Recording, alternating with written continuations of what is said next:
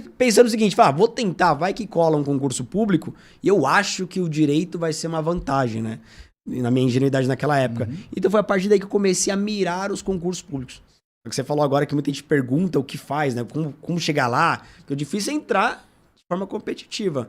E aí no começo eu entendi isso, porque eu tomei muita porrada nas primeiras provas, né? No começo... Fora que deve ter tido uma pressãozinha de pai e a mãe sendo servidor, né? Cara, com total... Não tinha em casa. Sério? É porque eu era o filho que era considerado estudioso, então os meus pais, assim, eles não pressionavam, eles pressionavam os meus irmãos. Encheu o saco dos meus irmãos ter que estudar, tomar curso e tal.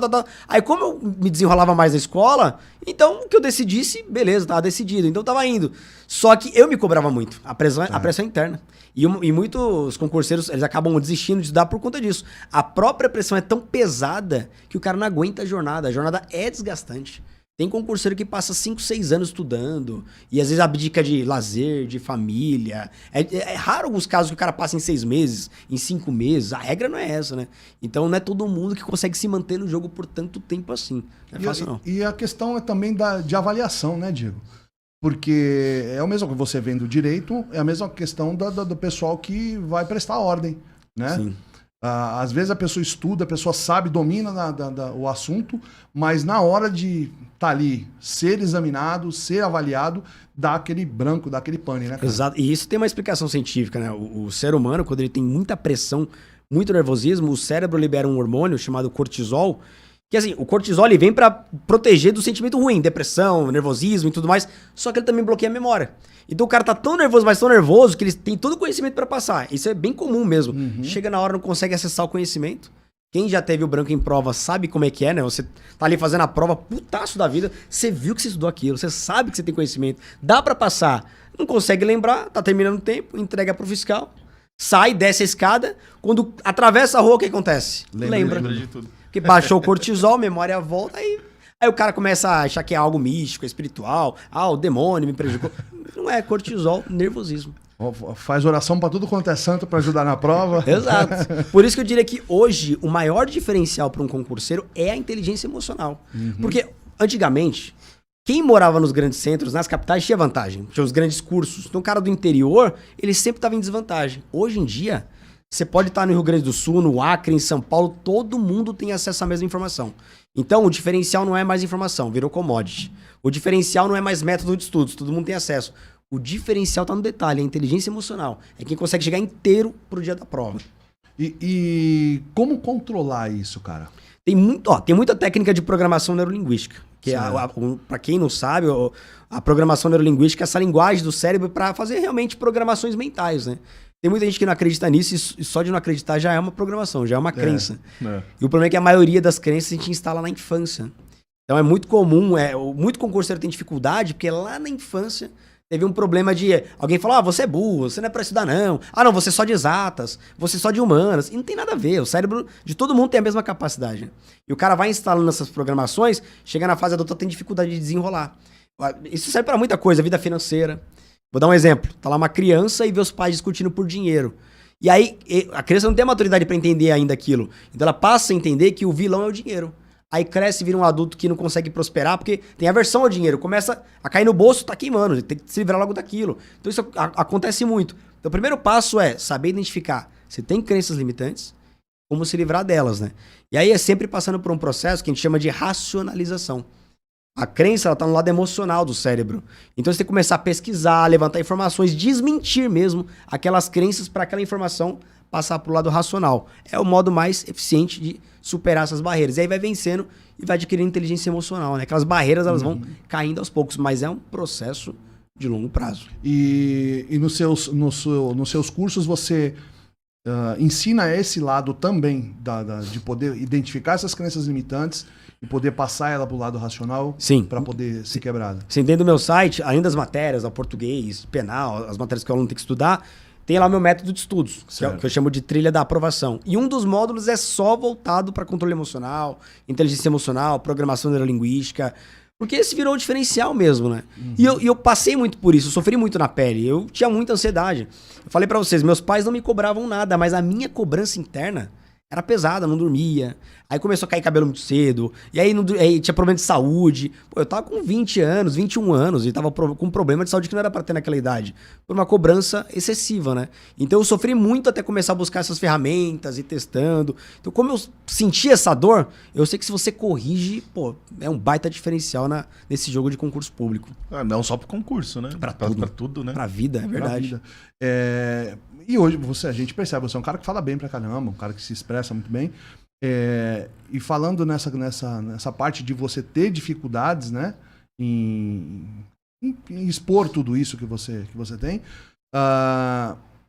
parece que é meio, né, discrepante daquilo que a gente, né, do que você disse que tinha de problema para aquilo que você apresenta hoje. Sim. E essas ferramentas te ajudaram no decorrer da vida, então? Pra tudo.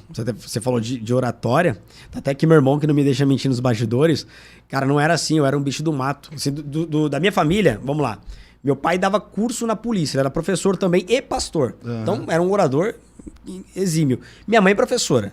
O meu irmão mais velho popular, o caçula popular, e eu era o bicho do mato. Eu travava, eu não conseguia falar em público, gaguejava. Eu vim de igreja pentecostal, mas eu não tinha, assim, a mínima coragem de subir e falar. Não tinha, pavor, tremia as pernas. Então isso também foi treinando a habilidade. Esse é o mito que a galera precisa quebrar também, porque falar em público, escrever, qualquer habilidade a gente desenvolve. Não é algo que depende de talento, né? Geralmente a gente pensa, o cara é talentoso e tal. Quando a gente fala isso, é uma desculpa para a própria pessoa não evoluir. Porque ela dói menos, né? Você botar a culpa no talento. Sim. O talento eu nasci sem, então não tem como. E não é. Eu sou a prova viva que dá para treinar.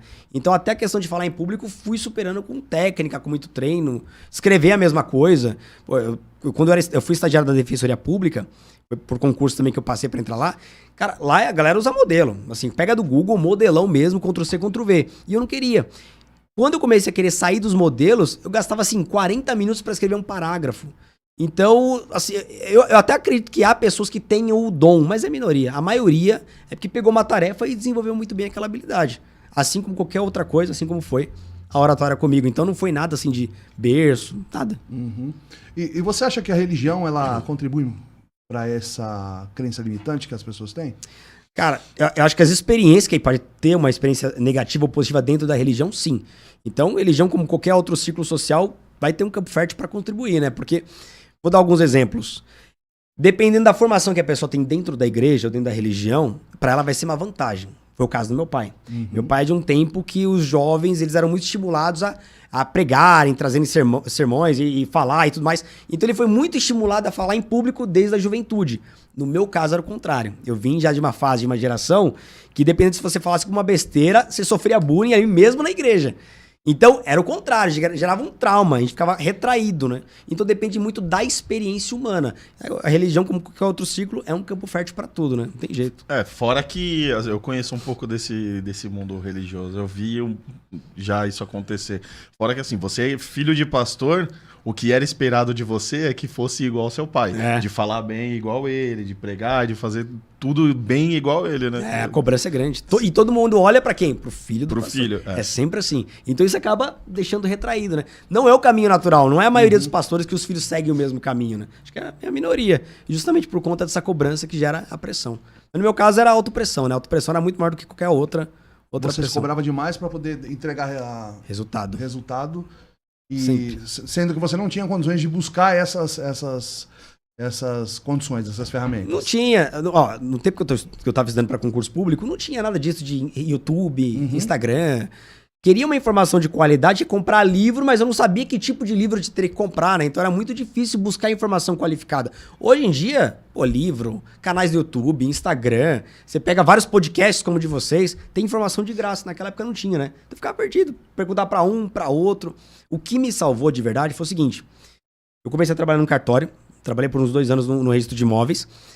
E aí eu queria sair de lá. Eu queria atuar numa área mais judicial mesmo. Eu queria trabalhar com processo e tudo mais. Só que, cara, eu era o único da minha família que tava no direito. Ninguém da minha família tava nessa área. E a gente sabe que no direito é complicado, cara. Se você não conhece advogado pra te indicar, se não tem gente influente, você tá sozinho. Faculdade de Direito sozinho não significa nada. Então, minha única chance foi um concurso público para estagiário da Defensoria. Aí eu estudei, eu achava que sabia estudar. Estudei tudo errado, mas passei assim na risca, no limite, por uma questão. Na verdade, eu fui reprovado, mas eliminaram uma questão que me colocou no jogo. Foi isso. Eu vejo, se eliminar uma questão de um concurso para estagiário é muita sorte. Foi a primeira vez que isso aconteceu. E aí eu entrei, fui nomeado, e aí lá eu tive contato com pessoas que já estavam no mundo dos concursos há muito tempo. É aquilo que eu falei pra vocês de ambiente, cara. O ambiente não tem jeito. Pode brigar, bater cabeça, o ambiente sempre vence. É inevitável. Se a gente tá num ambiente com perdedores, por melhor que você tenha ali de mentalidade, vai te jogar pra baixo. É uma âncora. O ser humano é um ser sociável, ele absorve.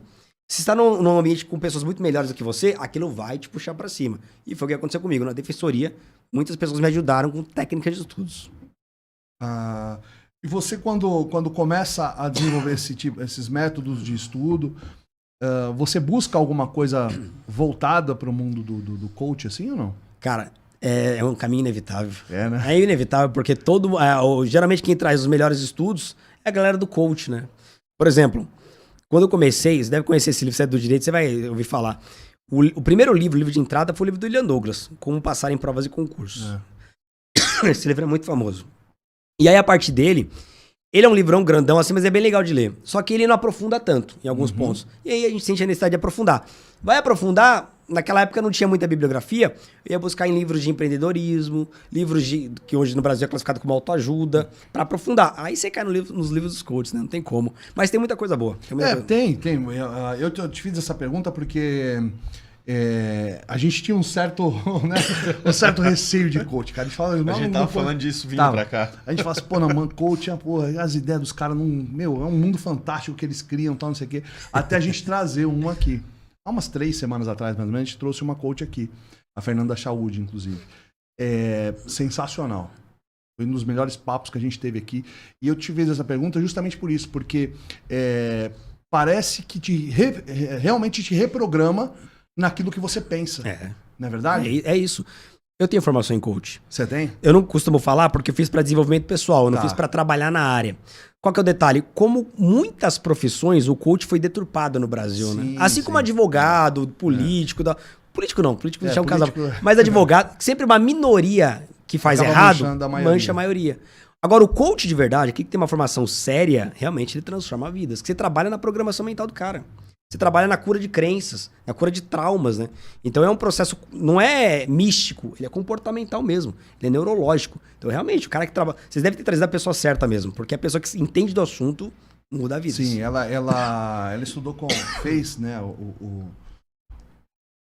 curso dela com o americano lá, o Tony Robbins. Tony Robbins. Esse cara é bom. Ela fez lá, morou um tempão lá, então trabalhou com ele, foi também desenvolvida, fez outras formações de Harvard. A mina é bem sabe, bem séria naquilo. E ela falou justamente isso que você falou. Aqui no Brasil se deturpou, e aí aquele monte de picareta que se diz coach acabou manchando quem realmente trabalha no lado sério. Qualquer novidade assim, né? Porque tem dinheiro envolvido, vai aparecer muito charlatão, muito eu trabalho muito com venda de curso, marketing digital. Cara, o que tem de charlatão nessa área, e aí você fala que trabalha nessa área, já pega a mancha de todo mundo que veio ali sujando a reputação. Então, mas tem as pessoas sérias, né? Mas eu acho que tem que ver a diferença também, né? Por exemplo, você foi buscar isso para desenvolvimento pessoal. E foi o caso dela também. Ela começou a trabalhar com isso, mas ela já estava estudando, né? Para desenvolvimento pessoal mesmo, para sair de uma depressão. Geralmente as pessoas buscam isso porque vê o cara fala, vem comigo que você vai ter uma Ferrari, não sei. Acho que é o dinheiro fácil, né? Mas não é assim que funciona. No caso dela, por exemplo, não sei se foi o caso dela, mas às vezes a pessoa vai para desenvolvimento pessoal e fica tão encantado com aquela transformação que quer compartilhar. Aí entra a profissão. E foi bem isso. Natural. Então, assim como foi comigo em relação ao professor, né? Eu não queria ser professor. Eu tinha o exemplo negativo da minha mãe, do meu pai. Minha mãe, ganhava pouco pra cá. Ela ganhava muito pouco, ela trabalhava de manhã na escola municipal, à tarde na escola estadual e não tinha tempo pra gente. E aí via muito pouco, assim, meus pais trabalhavam pra caramba. E vários problemas de saúde, emocional. Então eu não queria isso, a gente vê o lado negativo. Até a gente encontrar um outro lado. Pô, existe um mundo de professores que é legal e pouca gente conhece. Quando eu tive esse primeiro contato, aí mudou. Foi por acidente. Isso aconteceu muito comigo também. E ainda nessa parte de concursos, os seus cursos são mais direcionados para a Polícia Civil, né? Polícia Civil. Fala um pouquinho pra gente aí da sua O seu contato com o Daniel. Cara, o Daniel Modesto.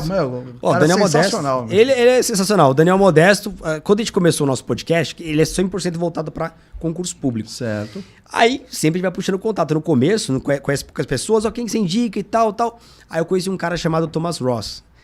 Ele é um cara legal pra vocês trazerem aqui também, tá? Ele é bem louco, bem louco. Ele é agente de telecomunicações da Polícia Civil. E ele falou, o primeiro nome que ele falou, Daniel Modesto. Então começou por indicação. A gente conheceu ele no podcast. Cara, dali virou uma amizade, virou nosso professor, fizemos parcerias, o cara nota 10, né? Tem bagagem pra caramba, Daniel. Ele contou do Ratinho aqui, que ele trabalhou lá? Não falou. Ele falou, falou do Ratinho? Ele falou em off. Pô, ele participou dos barracos lá de DNA, separava as tretas, tava no meio lá. Daniel é gente boa pra caramba, né? Yeah. Putz.